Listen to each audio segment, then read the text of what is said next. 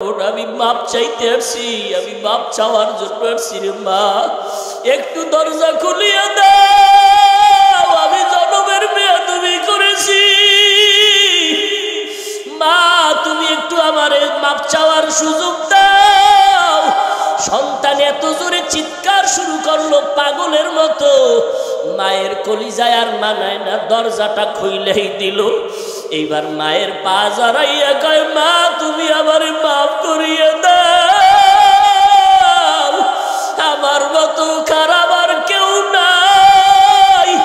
মা কয়, বাবা তুই আমার কাছে মাপ চাইয়া কি লাভ হবে, তোর বাবার কাছে গিয়া মাপ চা, তোর বাবারে যেই কষ্ট দিছ,